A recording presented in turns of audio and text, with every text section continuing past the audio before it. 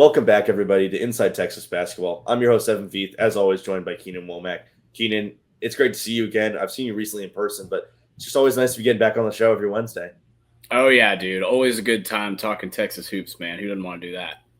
And there's so much great stuff going on with Texas sports, always at Inside Texas. We've got so many great things. A new Arch Manning article just dropped today. You're going to see a lot of writing about the rest of Texas football, everything that has to do with Texas basketball and everything going on with the transfer portal, even if it's closed. There's still going to be new commits coming in from Texas' side of things. So you will hear everything as soon as it happens over here at Inside Texas. We do have some news that came out this week. Some of the only news really in the college basketball sphere is Sean Miller's contract. His details have been revealed. We've heard about what he's making here at Texas. It's a big raise from Ronnie Terry. It's about double what he was going to make. So right now he's at about 6 years, $32 million over that year. That 25-26 salary will be a 44.8 base. It'll keep going up every year. And puts him around the third or fourth highest paid SEC coach, if I'm saying that correctly. Keenan. I believe it's fourth, right behind Rick Barnes. Good contract. A lot of that just comes from who's being paid recently, but a lot of money being thrown Miller's way and a lot more investment than they gave with Rodney Terry. What's your read on this contract, and do you think Texas overpaid it all, or is it about right for what you're getting in Miller? Yeah, I do want to note real quick, these are last year's salaries. Some of these guys did get raises, but Miller's still a very highly paid coach. There's no doubt about that. He's top 15, top 20 in the country as far as contract goes, and he's making, like you said, double what Rodney Terry was making, essentially. That I think what it shows is there is a commitment to the sport. While the NIL hasn't been as insane as maybe, a Kentucky or a Louisville or somebody like that, or a Duke, there's definitely some commitment here. There's belief in Miller. There's belief that he's going to be here as long as he is performing the job at a high level. I think this is a destination job for him. I don't think he's looking to move up from Texas. I think this is the job he wants. And I think that's a really good sign. You're not going to have a guy who's got a foot out the door, and not that that's happened really with Texas basketball in the past. They haven't really had an issue of guys leaving, going to the NBA or whatever. But it's definitely shows some commitment to the program and belief in Miller's system. And the thing I always say about Sean Miller that I think is really a big part of why he's successful is how adaptable he is. I was talking to a former Texas basketball player the other day on Twitter, and we were sort of talking about, adapt or die really is the motto for college basketball. It's the motto for all of college sports, really, but especially in college basketball where these systems, they're all going to a pro style, a lot of 5 out, a lot of, like maybe 1 in 4 out. There's a lot of pro style offenses going on. And that's something that Miller's adjusted his offense to look like because he was a defensive coach for a long time, right? It is interesting to see how this roster is going to shake out given the commits they have at the moment. Like I've said before, I like their chances with Yvonne Boyder, who I've talked to a little bit on Twitter. Very nice guy, but he's still in the midst of his French season, so he's not going to even visit Austin for a little bit. But they have some guys like him, some overseas prospects that they're looking at. And that's another thing that Miller does well, man, is he's always been a guy that's gone overseas for guys. He's been a guy that's gone to Canada for guys. And as you've seen in college basketball, that really is the new wave, right? That really is adaptation. I mean, look at Illinois' roster. Half those dudes' names end in Isic, like literally I think 4 or 5 dudes are from the Balkans on that team. And Andrej Stojakovic and Mihajlo Petrovic and the Thomas Love. Yeah, Visic, exactly. So they're not twins, but brothers. Yeah, but I mean, you know what I mean? It's just like very much a sign of the way things are going now. Now, do I think that there's certain guys from overseas who should not be playing college basketball, like Nadir Hafi? Maybe he shouldn't be because the guy's like 23 years old and he was like a rising star. And he's getting college offers. But, the way that the money's going in NIL, it's hard to turn that money down, man. This kid's making – yeah, exactly. This kid is in France making, $500,000-$600K, and it's like he could come here and make $2 million. It's like $2.5 million. Like he could be an immediate impact player. So it is an interesting world we're living in. But I think it's a good sign that Sean Miller, A, has this investment from the university, and B, has this – knack for going overseas to get guys, because I think that is going to be the key to the next 10, 15 years in college hoops. Yeah, I think the big thing with saying he's the 4th highest paid coach in the SEC is, A, you kind of want that. If you're a Texas fan, you want to have a coach who is that highly paid. It means he got to earn that payment. And obviously he's not coming from what Calipari did, and he doesn't have the past track record of Pearl or Barnes, who are, kind of their own tier of salary. But I assume Oates, Pope, and Beard will all be closer to what or above what Miller's actually making salary wise this next year. And Buzz Williams is not coaching the SEC anymore, so there's a very obvious kind of tier break of where he's going to be paid. He's going to be a top 7 paid guy. You assume Todd Golden's not going to make $3.6 million after the year he just had. He just signed an extension. He signed like a 6-year, $40 million extension. Exactly. So he's getting close to $7 million a year mark. And so it's good to have a coach that's in that top 8, because it shows that this team expects to be a top 8 team. That they're paying their guy to do that, and they're going to pay for recruits and pay for, at the end of the day, that's what NIL money is paying for players. So they're going to be able to go and shop at the level that teams like Kentucky, maybe not Kentucky, but teams like Ole Miss, Alabama, Tennessee are doing, trying to get to that level of the high competitors. And, Alabama and Tennessee aren't blue bloods of the sport. Of course, Kentucky is. Arkansas has a blue blood coach. Same with Auburn. So they're going to keep those players around. But who's to say that Texas can't be where Tennessee is right now in a few years, where, Rick Barnes was a coach at UT. That was a person who came off of this deal at Texas. The fit wasn't great after a while, and then suddenly he turns Tennessee around. And I think that's what Sean Miller can be for this team. He obviously gets a lot of perks with this deal. There's so many different little things that Joe put in this article about his bonuses. He can make up to $850,000 in bonuses. So there's a lot that goes into this contract. But I think overall a solid deal. He's going to be a top 20 highest paid coach in the sport, and Texas plans to be a top 20 team perennially. So I think everything lines up in my opinion. And at least you're not, shelling out $6 million a year for a guy who hasn't coached at that high of level in a while. At least not since the Arizona days. Yeah, and you look at the the contract Rodney Terry had, and it was just kind of obvious. Like, all right, this is a trial run, dude. Like, and the first year was awesome, right? You get to an Elite 8. Dessou doesn't go down. Maybe you get to a Final Four, but the next couple of years, it was clearly trending downward. And it was the right move to move on, I think. And I do think that, again, man, Sean Miller is a guy who has changed the way he coaches to make sense for the modern era. And I think that is super important for him. And like Sark talks about that all the time, right? Like Sark's had to adjust a lot of things too. College sports all kind of go together in that way. In that this NIL era has just really changed a lot of things. And it's really the Wild West as far as paying players goes. I mean, I was reading this thing I wrote about Kentucky today for another site I work for, and one of their players, and just their budget is outrageous. I think they paid 2 separate guys $3.5 million. So Jesus, yeah, man, and I mean, they just got dudes everywhere, and like, you don't even know who's going to be starting on that team. There's so much talent. But like, you look at Louisville too, they have a very similar. Yeah, like I tweeted something like Pat Kelsey is stockpiling weapons like he's preparing for the apocalypse, and that's really what he's doing, man. He's just building this crazy roster. And he's got a bunker full of players. Yeah, 100%, dude. So again, I also think it's important to realize that 2025, 26. Probably won't be a national championship roster, but they're building towards the 26-27 season. It's a 2-year cycle. They got a bunch of guys with multiple years of eligibility. Dalen Swain's probably going to go pro, likely. I mean, he's an NBA prospect. I've talked to several scouts about his ability, and he just has an NBA build. He's got an NBA game. He can't really shoot, but he can do everything else you need him to do. Yeah. So, he's probably gone, but Vokia Titus has 2-3 years of eligibility. There's a lot of guys they're going for who have multiple years of eligibility. They're clearly trying to build some continuity between the roster years. And Miller is an architect of programs. That's really what he does. It might not be the first year that they're popping off, maybe around to 32, maybe they have a really good year and they get to a Sweet 16, but you just have to see some progress. And I think that this year will go better than last year, certainly, even without a Trey Johnson on your roster.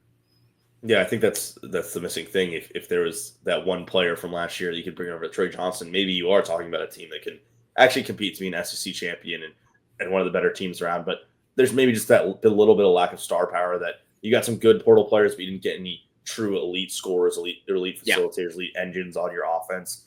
And that'll come with due time. Maybe that's where Miller, we'll talk about Blador, he gets in the international market and finds a really good player like that. Maybe he goes into the 2026 class, which we'll talk about pretty soon. Actually, I think now is probably a good time, Connor, to send it over to Lux, and we'll talk about those 2026 guys. This video is brought to you by Luxe Kitchen and Bath. Lux has been offering high-end kitchen and bathroom remodels for 3 generations throughout the greater Austin area.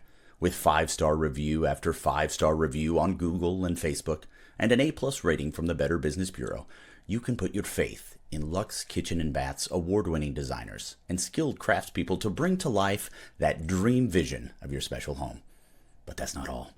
Luxe's all-star team provides full remodels, large additions, and even commercial build-outs as well. So call Luxe Kitchen and Bath at 833-358-LUXE today. Or visit luxekitchenbath.com to discover where quality meets luxury and begin the process of transforming your home. Get a free quote today by calling 833-358-LUXE. That's LUXE. Or by visiting luxekitchenbath.com.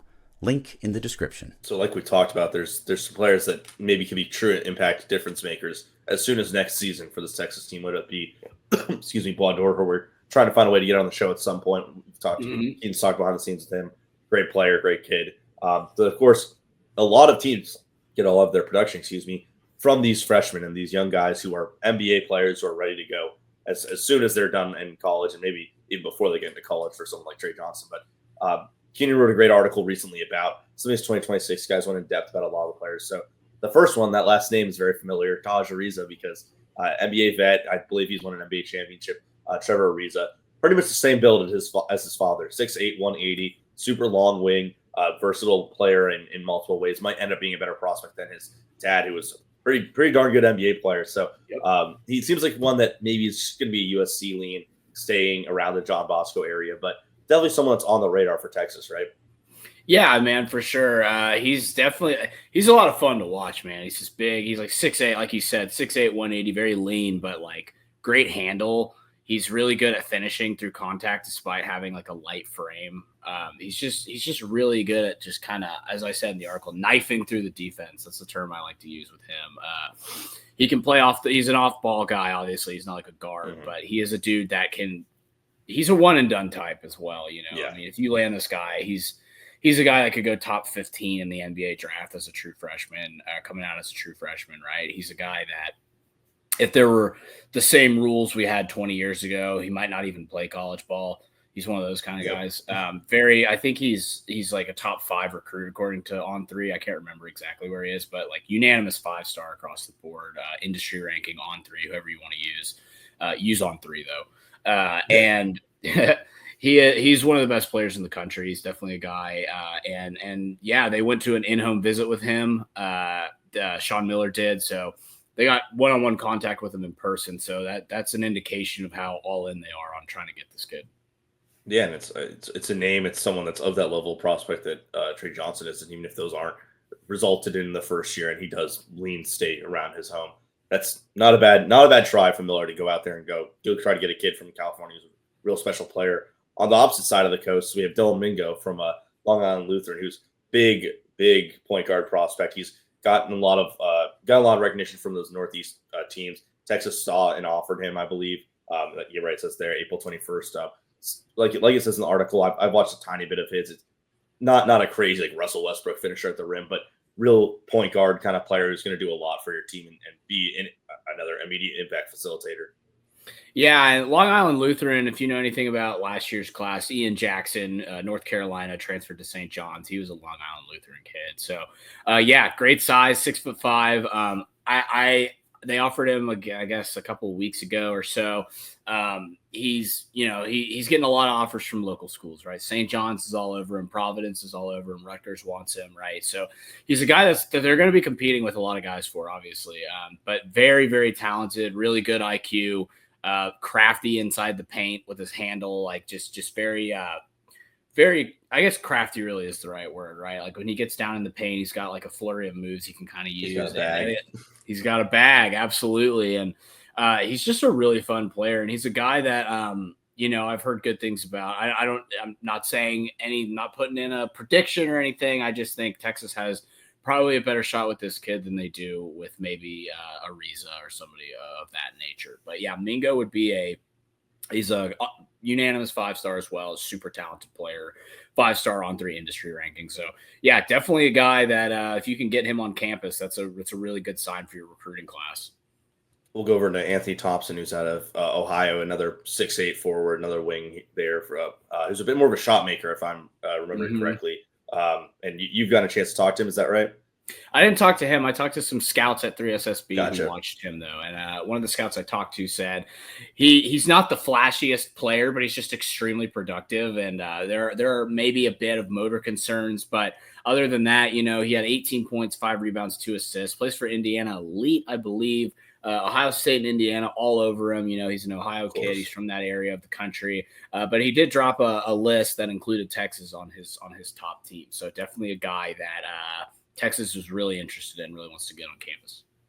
Yeah, and remember some of these 5-stars in kind of talking about Ariza and even Mingo and Thompson. And as we go down the list a little bit to the lower rated players, just sometimes in college basketball, you don't want the very highest 5-stars because I have Trey Johnson. You can waste a year with a guy who's going to be in the NBA the next year. So players like Thompson and Mingo would be great because maybe they have a little bit more like 1 to 2 year projection after the freshman year. But let's go down to the Ratliff brothers because I know this is where it really starts to pick up as guys who Texas is very heavily on the radar from. Its sons of NBA player Theo Ratliff. They're both at Archbishop Stepinac, I believe they pronounce it. In New York. Basically 7-footers, but played with Boogie Flan. They're a duo who's going to commit together, it sounds like. And Texas is really, the staff is really in on these two kids.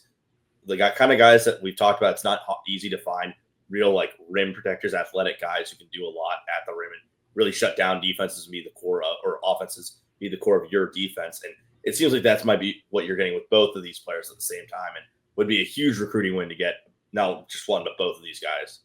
Yeah, man. And the other thing they can do is they can spread the floor a little bit, man. They're not elite 3-point shooters, but they can step out and take threes. And that's always helpful when you can have some kind of pick and pop threat. I mean, that's always a benefit to have, especially if it's a guy that's 6'11", 200, 6'11", 190, like these two guys are. So they're good rim runners who can space the floor a little bit. They can protect the rim as well. So yeah, they have offers from a lot of schools: Wake Forest, Stanford, Rutgers, Pitt. But the Texas staff visited Archbishop Stepinac April 30th. And so they're very in on these guys, I mean, these are two guys that they really want. They're both 4-star on 3 industry ranking guys. So they're probably not going to be one and done types necessarily. I mean, you always have your Reed Shepherds and your Taylor Hendrickses who are 4-stars who end up just blowing it out and becoming, first round draft picks. But I think these guys are probably a 2-year projection and obviously very, very important pieces that they're trying to land. But yeah, I think we should jump to Austin Gooseby and Bo Ogden. Those are kind of the focuses right now for this. Yeah, let's go down to we can go over Trey Clark a little bit after that. But Gooseby, exactly. Gooseby and Ogden have the Texas connections that the Austin make up in them, because obviously the Gooseby name sounds very familiar for many of you because it's Trevor Gooseby's brother. We saw a video of a 290-pound brother, Trevor Gooseby, dunking it's crazy. at Greg's gym. It's so funny because I could have been at that gym like that day if I hadn't just saw him dunking, but. Yeah, he was on campus doing that. His brother is a fantastic shooting guard, a guy who got that height from his brother, maybe not the weight, but a truly high-level scoring prospect that is getting a lot of these Texas offers from, you can see Texas, SMU, A&M. BYU's in there, which is tough. One of the nice things about the Ratliffs is that Texas, apart from maybe Rutgers, was the only one who's got a lot of NIL money in that recruitment. But it's going to be a battle for someone like Gooseby. But you see Maligi already's visited him in mid-April, and there's obviously a connection there with the brother, and that's something that you want to exploit. The Kana twins had that in Texas. Didn't fully work out for the football player, but Texas has used that sibling relationship to their advantage in the past, and it would be a big get to get someone like that who could just fall into their lap because of it. Yeah, man. Gooseby is a superstar type of college player. I mean, this guy, by his sophomore, junior year, if he sticks around, could be an All-American type of scorer. I think he's that good. All-State UIL performer at Melissa last year. Just a really, really talented scorer, great handle, ability to shoot off the bounce, just like a high motor, high competitor.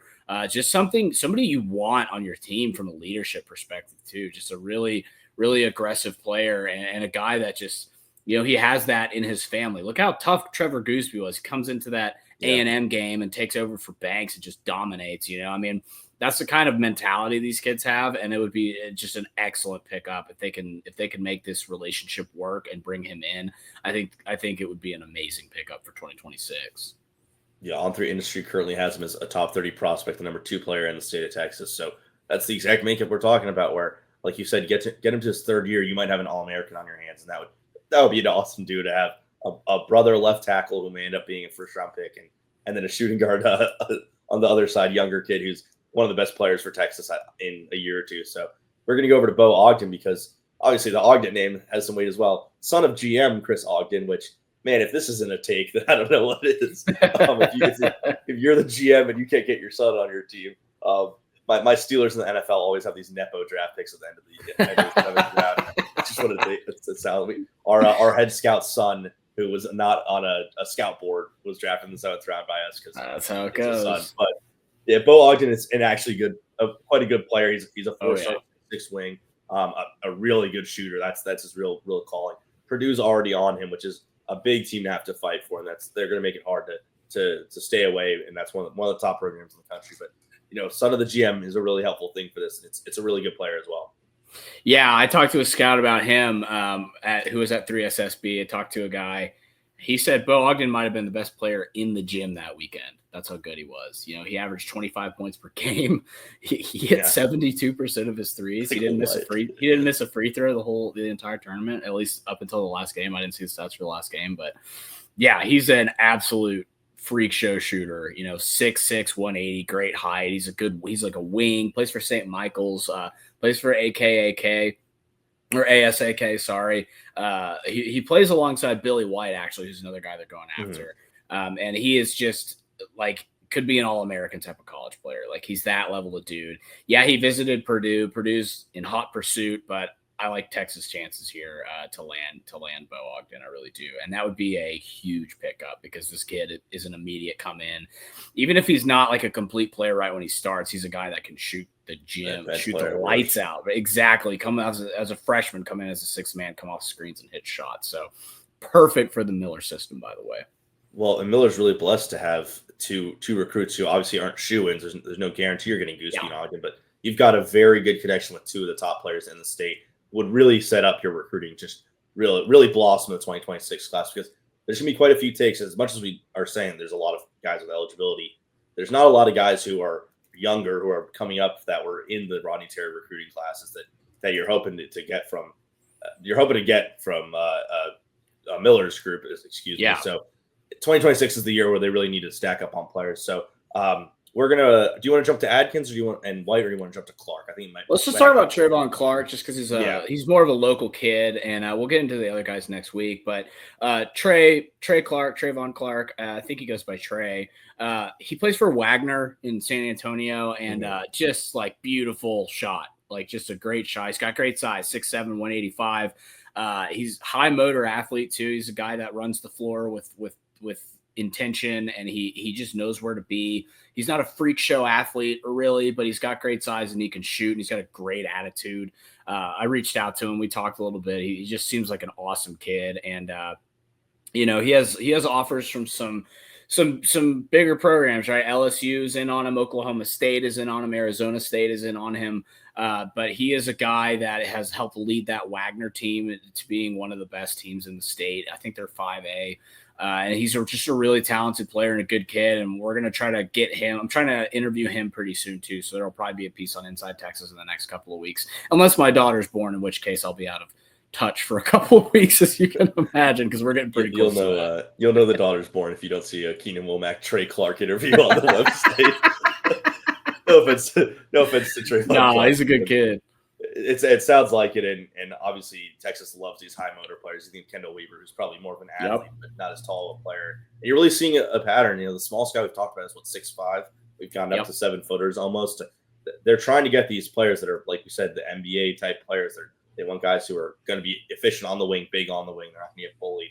Happened a lot with Pope, who even last year we've talked about a lot. He's not the shortest player, but having a short guy like him and Mark, who's not short as well, but him, Mark Johnson, it felt like Texas was oversized, at least physically. So getting players like Clark who are 6'7", high motor, can shoot the ball well, can handle the ball a little bit.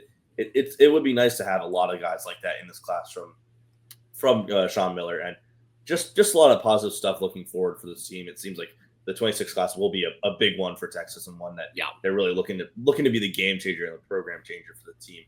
Anything else about these 26 players or Miller's contract that you want to touch on that we skipped over, or are you about ready to wrap it up?